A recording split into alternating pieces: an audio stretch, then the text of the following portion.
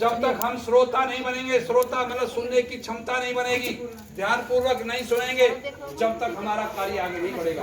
हमारे पिता समान बुजुर्गों, नौजवान साथियों, ये बाबा साहब डॉक्टर अम्बेडकर केवल कागज की आकृति है और इसमें थोड़ा लेमिनेशन लगा हुआ है। ऊपर बुद्ध है, बाबा साहब है, यहाँ भी मसाला खिला रखा है? तो ये कम से कम थोड़ा आप सीखिए। ये तो बुजुर्ग करते थे जो अनपढ़ होते थे, वो तस्वीर को दीवार में लगाते, लड्डू कचौड़ी लगाते थे, पुआ पापड़ी लगाते थे, और उसे फिर चुईया नोच के खाती है, फिर चींटी वहाँ डेरा डालती है, हैं? एक तरफ सफाई करते हैं, एक तरफ फिर गंदगी पैदा करते हैं। तो ये ऐसा कार्य आपको नहीं करना आगे से।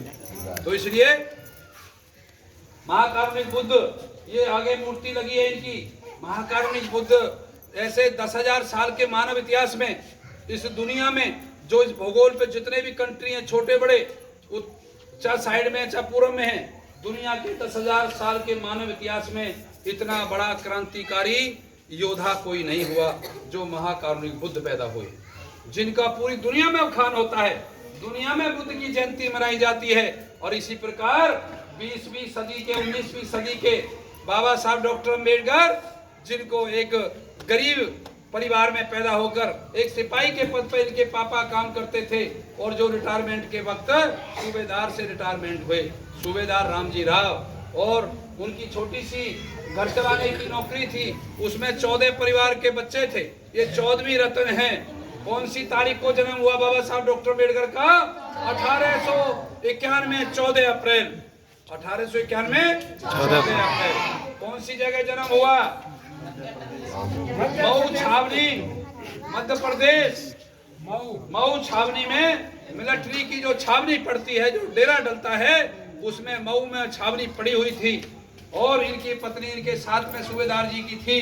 तो बाबा साहब 14वीं संतान पैदा हुए, और इनका नाम बचपन का क्या नाम था? इनका नाम था भीम सकपाल। क्या नाम था? भीम सकपाल।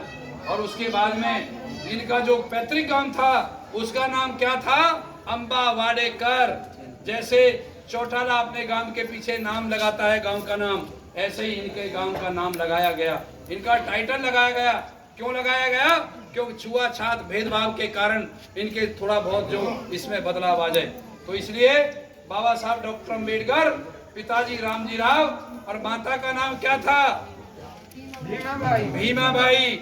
ये हमारे छोटे छोटे ननिहालों बच्चों को इनके जीवन की हमें पता होनी चाहिए, माँ के बाप के नाम का और इनके बच्चे का नाम का, सबका पता होना चाहिए। लेकिन सम्मानित साथियों, दुनिया में इतने पढ़े लिखे विद्वान आज तक पैदा नहीं हुए। केवल एक ही व्यक्ति पैदा हुआ है जो हमारे भारत के राष्ट्रपति महामहिम बनकर गए, जिनका नाम के.आर. नारायण। उनके पास डिग्री थी बाबा साहब के बराबर, और अभी तक कोई दूसरा पैदा नहीं हुआ। इनके पास बीएससी, एमएससी, डीएससी, बारहटला और doctor of science, doctor of अर्थशास्त्र, डॉक्टर ऑफ मतलब जो कानूनी शास्त्र, ये 3 पीएचडी थे। आज एक पीएचडी कोई कर ले तो दुनिया में फूला नहीं समाता। बाबा साहब डॉक्टर अम्बेडकर के पास कितनी पीएचडी थी? 3। और कोई बताते 18 डिग्री, लेकिन इनके पास 32 डिग्री थी। कितनी डिग्री? और हम तो 8वीं 10वीं बारे हम पड़ोसी नाजी ने हैं 12वीं कर ली, तो हम पड़ोसी को डटने नहीं देते। तो इतने बड़ा महायोद्धा, और इन्होंने अगर चाहते तो ये दुनिया के सबसे सर्वोच्च पद पे जा सकते थे, विदेश में जा सकते थे, देश में ऊंचा पद लेकर के किसी दूसरी पार्टी का जो बहुत बड़ा मंत्री संतरी राष्ट्रपति बन सकते थे, लेकिन नहीं बने। क्योंकि दूसरे का घर हो अपना घर हो घास फूस का, दूजा महल अटारी, और महलों से बेहतर होती न कहती दुनिया सारी। अपना घर झुग्गी झोंपड़ी हो, छोटा हो, कच्चा पक्का हो, अपने घर में अपने समाज की बात कर सकते हैं, लेकिन दूसरे के घर में जाकर के तो किराएदार की तरह अगर एक कीट भी ठोको कैलेंडर के लिए, तो किराएदार कहेगा भाई रोज खोटा पीटी करता रहता है, रोज तोड़फोड़ करता है, क्योंकि मैं किराएदार रहा हूँ, मुझे पता है किराएदार कैसे रहता है। बड़ी मुश्किल से उसको नए नए आदेश आते रहते हैं। इसलिए बाबा साहब डॉक्टर अम्बेडकर ने पढ़ लिख करके पहले ज्ञान हासिल किया, बाबा साहब कहते हैं पहले आपको पढ़ना होगा और उसके बाद आपको जानना होगा और जान करके संगठन बनाना होगा, और उसके बाद आपका जो बैरी है, दुश्मन है, उससे आप तभी लड़ाई में जीत सकते हैं। अगर बगैर पढ़ाई के आप लड़ोगे तो हार जाओगे। ये बात हमारे समझ में आनी चाहिए। हार जाते तो इसलिए हम लोग आज तक क्यों हार रहे हैं, हमारी तरक्की क्यों नहीं हो रही? कि जिस दिन हमारी बस्ती में से डॉक्टर, इंजीनियर और इसमें बड़े बड़े साइंटिस्ट जिस दिन पैदा होने लगे, लेकिन उसी दिन इस बस्ती की तकदीर बदल जाएगी। लेकिन सम्मानित साथियों, बाबा साहब डॉक्टर अम्बेडकर ये अपने परिवार के लिए इन्होंने कुछ नहीं किया, और अगर करते तो 50 पीढ़ी के लिए धन इकट्ठा कर सकते थे। लेकिन जब इनका शहीदांत पूरा हुआ 6 दिसंबर 1956 को, तो इनके पास 20,000 रुपए कर्ज रह गया। समाज सुधार के लिए 20,000 रुपए कर्ज रह गया, और 20,000 रुपए समाज के लोगों ने इकट्ठा करके वो कर्ज चुकाया। ऐसा महापुरुष और इनके बराबर जितने नेता थे, इनके बराबर कोई नहीं था। जब ये विदेश से पढ़कर आए, इन्होंने पढ़कर देखा मेरे समाज की हालत ऐसी क्यों है। इसका कारण है अज्ञानता, अशिक्षा, और जो हमारे समाज के लोगों का जो अधिकारों से हमें वंचित किया है। हजारों साल नूरी अपनी बेनूरी पैरोती है, जब कोई होता है चमन में तीजावर पैदा। हजारों साल लग जाते हैं संतों महापुरुषों को पैदा होने में, और ये आंदोलन, इनके पास कोई बिजनेस नहीं, इनकी कोई नौकरी नहीं, इनके पास कोई सपोर्ट करने वाला नहीं, लेकिन फिर भी इन्होंने अपने आंदोलन को पूरे देश में, भारत की राजधानी दिल्ली, जहाँ पार्लियामेंट है, जो सबसे बड़ी पंचायत है, वहाँ जा करके तुम्हारी वकालत की है। जो कम से कम भी 5,000 साल का इतिहास जो बाबा साहब डॉक्टर अम्बेडकर ने 3,000 साल की गुलामी दूर करी है, हम पशु के बराबर खड़े कर दिए हमारे विरोधी लोगों ने। तो इसलिए बाबा साहब का आप अपने घर में कैलेंडर लगाएंगे, बाबा साहब डॉक्टर अम्बेडकर की किताब लेकर आएंगे, रुपए और प्रॉब्लम इज रुपीज, उस किताब को बाबा साहब ने, जिससे आरबीआई की स्थापना हुई, अभी बता रहा था भाई जेपी, इससे उस किताब को ग्रंथ लिखने से आरबीआई की स्थापना हुई, और उसके बाद छोटे छोटे बैंक स्थापित हुए, और वो सिलेबस जो इन्होंने लिखा, वो सिलेबस अमेरिका जो दुनिया का ताकतवर देश है, उन्होंने अपने बच्चों के ग्रेजुएशन में वो सिलेबस लगाया हुआ है। भारत में तो इनकी कोई भी किताब हमारे बाल बच्चों के विद्यार्थी के कोई किताब में नहीं है, कोई सिलेबस नहीं है। इसलिए हमारे लोग इसमें विज्ञान कम है, और उसमें वैसी बातें ज़्यादा हैं, कै कबूतर कै खरगोश की बातें ज़्यादा हैं हमारे सिलेबस में। अगर बाबा साहब डॉक्टर अम्बेडकर के जो वॉल्यूम लगा दिए जाएं, तो इस देश की तकदीर 20 साल में बदल सकती है, 20 साल में। लेकिन सम्मानित साथियों, सिलेबस इनका कब आएगा? जब आपके बहुजनों की सरकार आएगी। अगर इनका कोई सच्चा बेटा और सच्ची बेटी है, तो वो कौन है? एक इनके बेटा हैं मान्यवर साहब काशीराम साहब, मान्यवर साहब काशीराम, जो इनके सच्चे बेटा हैं, जो इनके मिशन को लेकर के बाबा साहब डॉक्टर अम्बेडकर के हाथ में जहाँ भी फोटो लगी है, वहाँ इस तरह से बाबा साहब के हाथ में बाबा साहब कह रहे हैं कि हे मेरे बहुजन समाज के लोगों, कि मैंने ये तमाम 40 साल का जीवन संघर्ष मैंने इस दस्तावेज में ऐड किया है, और दुनिया के कानून, अर्थशास्त्र, सामाजिक शास्त्र, राजनीतिक शास्त्र और दुनिया भर का मैंने ज्ञान इकट्ठा करके मैंने आपके आने वाले बच्चों के लिए मैंने उसका तकदीर लिखी है। एक के लिए नहीं, सारे समाज के लिए, जो अनटचेबल थे, अछूत थे, और जो बैकवर्ड थे, शेड्यूल्ड कास्ट, शेड्यूल्ड ट्राइब और ओबीसी, बैकवर्ड, माइनॉरिटी और जनरल, सब के लिए संविधान में बराबर का हिस्सा दिया है। पहला संविधान का जो पेज पढ़ेंगे, प्रेमलम ऑफ, जो उसका प्रस्तावना है, जो प्रस्तावना है भारतीय संविधान की, उसमें पहला लाइन है कि हम भारत के लोग संपन्न प्रभुत्व गणराज्य और पूजा याचना और सभी हम अपनी अभिव्यक्ति को लागू करते हैं, और सम्मति रखी हुई है। तो सम्मानित साथियों, आज आप हाथ से लागू करेंगे। जो पढ़े लिखे लोग हैं वो अपने घर में बाबा साहब का लिखा हुआ संविधान लेकर आएंगे, बाबा साहब का लिखा हुआ बुद्धाई धम्मा लेकर आएंगे, बाबा साहब की लिखी हुई 22 प्रतिज्ञा लेकर आएंगे, बाबा साहब डॉक्टर अम्बेडकर का जाति उन्मूलन, जातिवाद और उससे मुक्ति, वो ग्रंथ लेकर आएंगे। इस देश में छुआछूत और अनटचेबल इनका ग्रंथ लेकर आएंगे तो साथियों आपके बच्चे विद्वान बन सकते हैं। लेकिन हम लोग कौन सी किताब पढ़ते हैं, कौन सा गाना चलाते हैं ना, आपके घर में म्यूजिक चलता है, लेकिन जब तक बाबा साहब के सही रास्ते पर नहीं आएंगे जब तक हमारी तरक्की नहीं हो सकती साथियों। इसलिए बाबा साहब का जो हाथ लेकर के जो दस्तावेज लगा है भारतीय संविधान, बाबा साहब कह रहे हैं कि ये मेरा जीवन की कमाई है। और मुझे लग रहा है संविधान कितना ही बढ़िया हो लेकिन उसका चलाने वाले लोग अच्छे नहीं हैं तो संविधान घटिया साबित हो सकता है प्रधान जी। और संविधान में कोई कमी है और चलाने वाले लोग अच्छे हैं तो संविधान अच्छा हो सकता है। इसलिए मेरा आपसे निवेदन है, और पुलिस वाला होता है ना जो ट्रैफिक पुलिस में होता है, उसकी 2 घंटे की ड्यूटी लगती है चौराहे पे, और हमने तो जगह जगह चौराहे पे बाबा साहब की मूर्ति खड़ी कर दी है और उस पे बाबा साहब हाथ में लेकर खड़े हैं कि हे मेरे बहुजन समाज के लोगों, आपका अधिकार कहाँ है? वो पार्लियामेंट में है। बाबा साहब इस तरह इशारा कर रहे हैं और हम पता ना कहाँ जा रहे हैं, पैसा कहाँ जा रहे हैं, कहाँ तो चक्कर लगा रहे हैं, पैसा कहाँ मतलब घूम रहे हैं, और बाबा साहब कह रहे हैं तुम्हें यहाँ आना है। तो सम्मानित साथियों, जो मंदिरों पे चौका पोछा झाड़ू लगाते थे वो संविधान पढ़ रहे हैं, वो पार्लियामेंट में जा रहे हैं जिनके लिए संविधान लिखा है, और वो साथियों मंदिर में जा रहे हैं। ये है दुर्भाग्य की बात। वो पूजा पाठ में जा रहे हैं, अंधश्रद्धा में जा रहे हैं।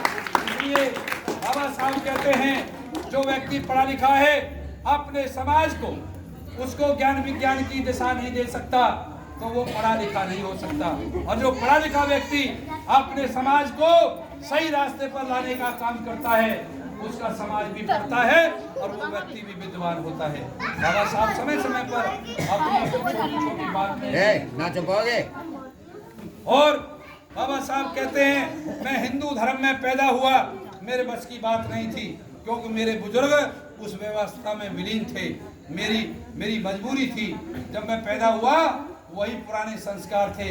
लेकिन हिंदू धर्म ने मुझे बार बार उसको समय समय पर मुझे तरक्की में मेरी समय समय पर बाधा बनता रहा। मैं छुआछूत का शिकार रहा और जाति पाति का शिकार रहा। मैं इतना बोल्ड होने के बाद दुनिया भर की डिग्री मेरे पास, फिर भी मुझे देख करके मुझे कुर्सी पे बैठने पे अपमानित होना पड़ा, मुझे मटके से पानी पीने में अपमानित होना पड़ा, मुझे गाड़ी में चलने पर मुझे अपमानित होना पड़ा। लेकिन बाबा साहब ने सारे जीवन संघर्ष को देखते हुए बाबा साहब ने अपनी कलम चलाई, एक कलम से हजारों साल की गली सड़ी संस्कृति को चकनाचूर कर दिया।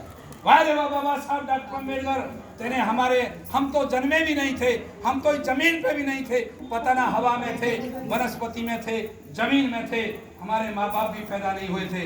लेकिन बाबा साहब ने हमारे आने वाले 3-4 पीढ़ी चल रही है और ये तकदीर बदल दी।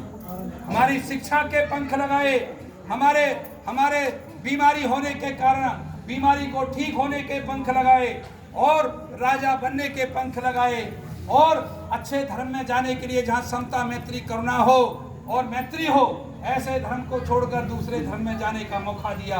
काम धंधे करने के लिए पुराने पैसे छोड़ने के लिए पंख लगाए, पुरानी बेगार छोड़ेंगे और उसको छोड़कर नया पैसा अपनाएंगे, वो भी पंख लगाए। बाबा साहब डॉक्टर अम्बेडकर ने कितने सोने रूपी पंख लगाए, और हम 75 साल से उड़ान भर रहे हैं नहीं प्रधान जी। लेकिन बाबा साहब का कार्य अधूरा पड़ा है, बाबा साहब का कार्य अधूरा पड़ा है। हमारे तो पंख लग गए, लेकिन आज कोई हमारे भाई से कहा जाए कि लाओ भाई बाबा साहब के जन्मदिन पे भाई 10, 20, 50 रुपए इकट्ठे करके उस मसीहा के मत्था टेकेंगे, उसके ऊपर बच्चों को कोई केक खिलाएंगे, उसके बाद बच्चों में एंजॉय करेंगे, खुशी का इजहार करेंगे। कहते हैं कि भाई उससे क्या होगा, कुछ लोग कहते हैं उससे क्या होगा। तो ये बड़े दुर्भाग्य की बात है। बाबा साहब ने तो अपने 4-4 बच्चे, 1 साल, 1.5 साल, 2.5 साल और 4-4 साल के बच्चे मर गए, और उसके बाद बाबा साहब कहते हैं ये छोटा छोटा व्हाट्सएप और यूट्यूब पे मामला चलता रहता है, जो विद्वान लोग लिखते हैं बाबा साहब एक तरफ खड़े हैं, रामू उनके जीवन संगनी बराबर में खड़ी है, और चौथा बच्चा राजरतन गोदी में मर रहा है, और उसको लिख रहा है कोई विद्वान व्यक्ति बाबा साहब डॉक्टर अम्बेडकर के साथ में, वो कह रहा है कि मेरे बच्चे मरते रहे। बाबा साहब कह रहे हैं मेरे बच्चे मरते रहे, लेकिन मैंने समाज का काम नहीं छोड़ा। मेरे बच्चे मरते रहे, 4 बच्चे, और 35 साल की आयु में, जवानी की जोश में मेरी पत्नी छोड़कर चली गई मुझे। मैंने 12 साल तक, उसके बाद मैंने अपने तमाम कपड़े लत्ते धोने का स्वयं काम किया, अपने हाथ से रोटी बनाने का काम किया, कॉफी और चाय बनाने का काम किया। एक दिन बॉम्बे में है तो दूसरे दिन दिल्ली में है, तीसरे दिन हैदराबाद में, चौथे दिन चीन में है, 5वें दिन अमेरिका में है, अगले हफ्ते लंदन में है। बाबा साहब हमेशा दौड़ लगाते रहे। किसके लिए? आप लोगों को आजादी दिलाने के लिए, आप लोगों को हजारों साल से गुलामी को दूर करने के लिए। आपके सारा जीवन को आपको 50-100 रुपए में आपके अगर लग जाएंगे तो गलत जगह लग जाएंगे। ये तो सही दिशा में लगेंगे, इसने तो सारा जीवन लगा दिया, सारे जीवन की, पूरे 67 साल की जीवन की कमाई लगा दी। और हमारे लिए 150 रुपए कोई बड़ी बात है? बड़ी बात है? तो सम्मानित साथियों, आज के दिन दिल्ली में जाकर देखो, पार्लियामेंट पे, जंतर मंतर पे जाके देखो, एक आदमी देसी घी का हलवा लंगर चला रहा है, कोई चना चनोरी बांट रहा है, कोई किताब बांट रहा है बाबा साहब के नाम पर, और कोई बाबा साहब की मूर्ति भेंट कर रहा है, कोई बुद्ध की मूर्ति भेंट कर रहा है। अरे हम कितने कंजूस हो गए, हम 150 रुपए खर्च करने में। आज उनसे पूछो जिनके बाबा दादा, उनके, हमारे लंगोटी और शरीर ढकने के लिए कपड़ा नहीं था, हमारे पुरखे 6-6 महीने कमाते थे, बेगार करते थे और मजदूरी नहीं मिलती थी, और झूठा कूटा अन्न और गला सड़ा तूड़ा मिलता था, और उनको दिहाड़ी नहीं मिलती थी। फिर बाबा साहब डॉक्टर अम्बेडकर, वारे वाह तुमने कमाल कर दिया। और इस समाज को तो आप लोगों से घृणा होने लगी है 150 रुपया खर्च करने में। तो साथियों, जो साथी इस समाज में सब तरह के लोग होते हैं, दानी भी होते हैं, आलोचक भी होते हैं, टांग खींचने वाले भी होते हैं, और समर्थन करने वाले भी होते हैं, सभी तरह के लोग होते हैं। लेकिन उनसे हमें चिंतित नहीं होना चाहिए, चिंतित नहीं होना चाहिए। जो व्यक्ति समाज का काम करता है वो हमेशा कई तरह से अपमानित होता है, कई तरह से बदनाम होता है, लेकिन उसका कार्य सही दिशा में जाता है तो लोग सम्मान करते हैं। 2-4 लोग तो उसकी बुराई करते हैं, लेकिन ज्यादा लोग उसका समर्थन करते हैं। इसलिए सम्मानित साथियों, बाबा साहब ने धम्म भी दिया है, बाबा साहब ने ज्ञान भी दिया है, बाबा साहब ने हमारा रिस्पेक्ट और सेल्फ रिस्पेक्ट मूवमेंट है, आत्म सम्मान का मार्ग भी दिया है। तो सम्मानित साथियों, जितना जितना बाबा साहब को पढ़ेंगे, जितना जितना इनके जीवन के संघर्ष को जीवन में उतारेंगे, तो उतना ही आपका कल्याण होगा, उतना ही आपकी तकदीर बनेगी। और बाबा साहब कहते हैं, शील समाधि प्रज्ञा, शील जितना धारण करोगे उसको कहते हैं बुद्धं शरणं गच्छामि, धम्मं शरणं गच्छामि, संघं शरणं गच्छामि। नमो तस्से भगवतो अरहतो सम्मा सम्बुद्धस्से, नमो तस्से भगवतो अरहतो सम्मा सम्बुद्धस्से, नमो तस्से भगवतो अरहतो सम्मा सम्बुद्धस्से। पानातिपाता वेरमणि सिक्खापदं समादयामि, अदिन्नदाना वेरमणि सिक्खापदं समादयामि, कामेषु विचारधारा वेरमणि सिक्खापदं समादयामि, हिंसावादा वेरमणि सिक्खापदं समादयामि, सुरा वेरमणि कामिदधाना वेरमणि सिक्खापदं समादयामि। और तो ये 5 शील हैं, जो लोग 3 शरण और 5 शील का जो आदमी आचरण करता है वो जीवन में आगे बढ़ता है। जैसे कस्तूरबा का हिरण, उसके अंदर से स्मेल आती है, शीलधारी व्यक्ति को उसके अंदर से सुगंध आती है, उसका आचरण से सुगंध आती है, उसकी लोग बात मानते हैं, उनके घर में पत्नी बात मानती है, उनके बच्चे आदर्श होते हैं, उसके पड़ोसी हमारे बड़े बूढ़े का आदर सत्कार करते हैं, बड़ी छोटी हमारी बहन बेटी का आदर सत्कार करते हैं, जो शीलधारी व्यक्ति होता है। तो सम्मानित साथियों, बाबा साहब कहते हैं, मुझसे कांग्रेस एंड कंपनी के लोग, गांधी एंड परिवार के लोग, और जितने भी ये नेता हैं, विरोधी लोग, मेरे से क्यों डरते थे? इसलिए नहीं डरते थे कि मैं इतना इनसे ज्यादा पढ़ा लिखा हूँ, इसलिए नहीं डरते थे कि बाबा साहब कहते थे मैं शील और प्रज्ञा और आचरण में व्यक्ति हूँ, मैं जो कहता हूँ वही करता हूँ। इसलिए वो थर-थर कांपते थे, शीलधारी व्यक्ति थे। क्यों? जो आदमी आज कुछ कह रहा है, कल कुछ कह रहा है,